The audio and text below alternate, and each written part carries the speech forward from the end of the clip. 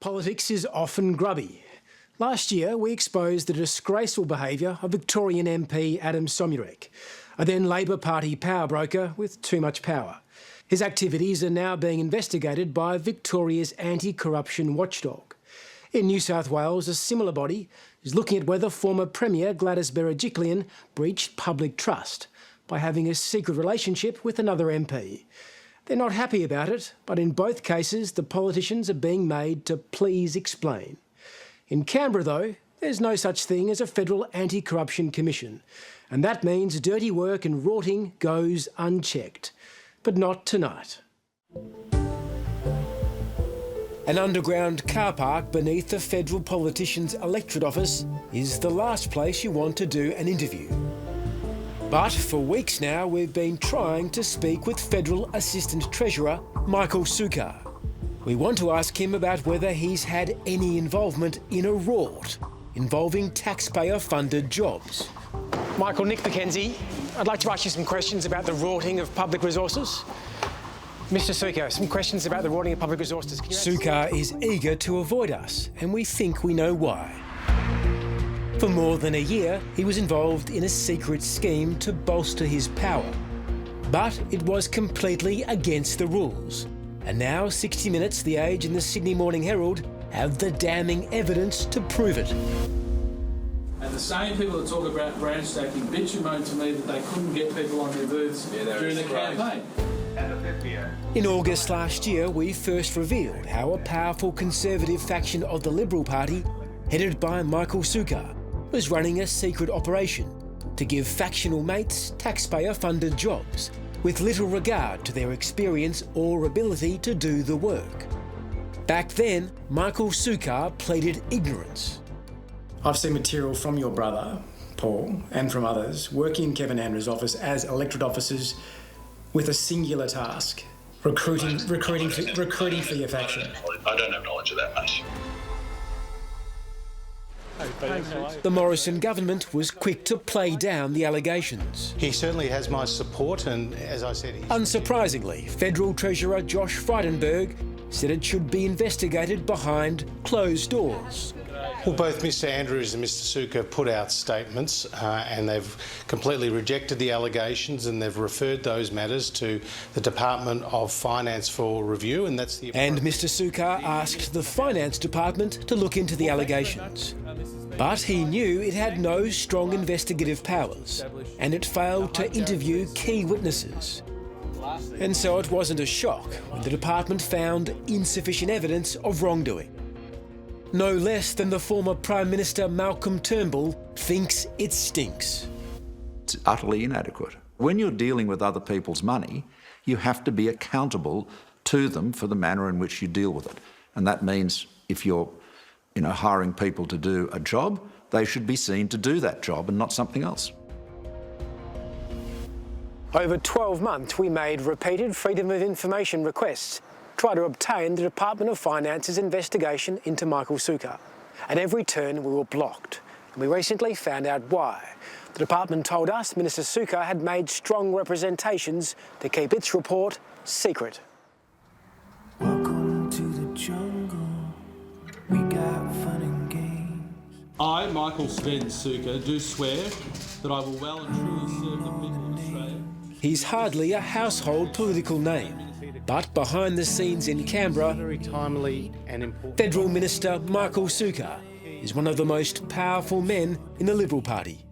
He's obviously recruited a lot of members over the years, controls a lot of branches, and is a very, very influential figure on the right of politics in Victoria. Did you get the impression in your time in politics that Sukkar's ability to recruit members, vast amounts of members, made him somewhat feared? I think certainly some of the Victorian MPs have found him very, intimidating, I guess. His factional strength has intimidated them. MPs have the power to employ and fire their own electorate officers. But former Prime Minister Malcolm Turnbull says there are clear rules about the work they are paid to do. When they are working in that electorate office, they should be doing the electorate officer's work, which is serving the constituents. It isn't party political work. And there's actually quite an explicit rule that states that electorate officers are not there to do party political work. They're employed by the Commonwealth, paid by the Commonwealth, to work for the member or senator to do their job, which is looking after constituents' issues, you know, writing speeches, doing research, planning travel, organising appointments, you know, all of that sort of immense range of activities that an MP or senator does. But Michael Sukkar seems to have no problem breaking the rules, using taxpayer-funded workers to help his political faction. Back in 2017, he had one of his best mates, Matt Pham, working for him as a casual electorate officer, as this leaked email reveals. Hey Matt, more work for you, mate. Cheers. Michael Sukkar's office got Matt Pham to do factional work, designing grubby political attack pamphlets to help get Sukkar's factional ally Stephanie Bastian a seat in state parliament. Hey Matt, can you please do the following tonight as well? A5 size, double-sided, insert picture, Steph. That same year, Sukkar also helped his little brother, Paul, get a taxpayer-funded electorate officer job in the office of Liberal MP Kevin Andrews. But again, it was obvious that it was to do factional work, not electorate work. And this email from Michael Sukkar's office suggests that Paul Sukkar's work was at times being directed by his brother's office and not by Kevin Andrews. Hi Kevin, please see attached Paul's employment contract and timesheet completed till the end of next week. Can you please sign the relevant areas and submit to the department to process? Paul Sukkar's job as a taxpayer-funded electorate officer was meant to involve helping Kevin Andrews help residents in his seat of Menzies. But after 3 months on the job, Paul Sukkar rather foolishly gave the game away. He wrote a memo about what he'd really been doing at work. Morning factional phone calls times 3, factional phone calls times 6, factional emails sent out, discussion with factional person about 2 information sessions. Immediate suspicions arise when someone procures the employment of a relative. It's not banned, but it requires double the scrutiny when that occurs. Mark Dreyfus is Labor's Shadow Attorney General. 60 Minutes has carried out that scrutiny, and it appears that Mr Sukkar's brother was not engaged in legitimate electorate office work, but instead appears to have been full-time engaged on factional branch stacking type activity. That can't be right. We've spoken to numerous sources who've confirmed that Michael Sukkar and his office signed off on his younger brother's roles and responsibilities in Kevin Andrews' office. Rather than deal with constituents, Paul Sukkar's job was to recruit new members into Menzies, FEC and other electorate conferences as directed, organise recruitment events at local churches, home groups, etc. Target ethnic communities.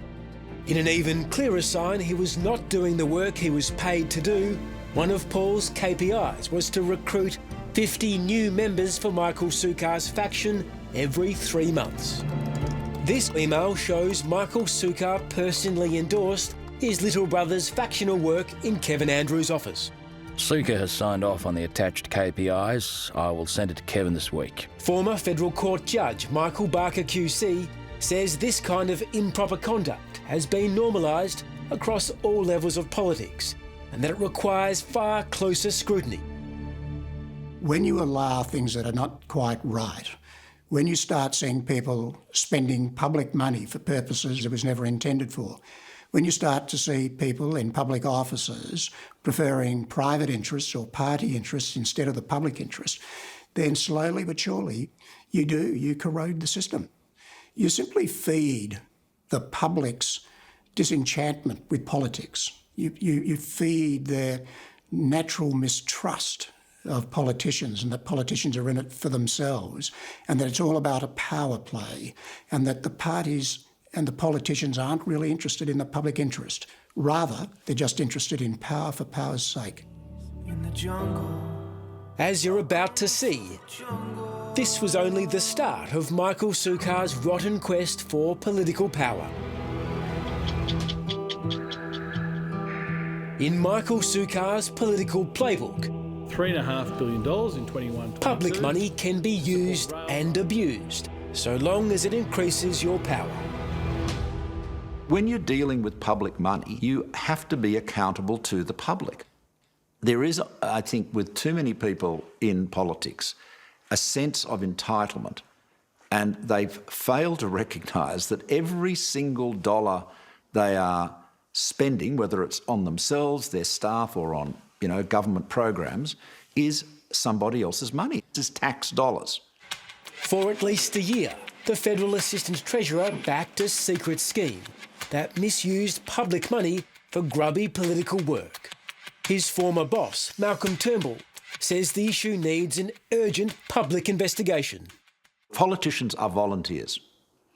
They have chosen to go into the public domain.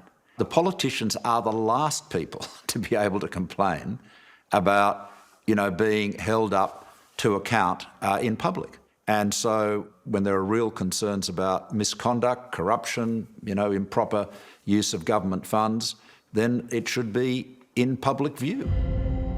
It would be easy for Sukkar to deny the allegations, but we have the evidence. Never before seen communications from his office show the minister used his power to demand a senior Liberal MP improperly divert his taxpayer-funded office resources. In early 2018, Michael Sukkar summoned Liberal Party elder and MP Kevin Andrews to a meeting here in Melbourne.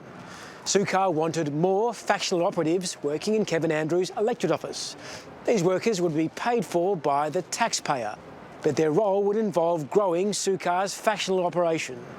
Kevin Andrews did as he was told.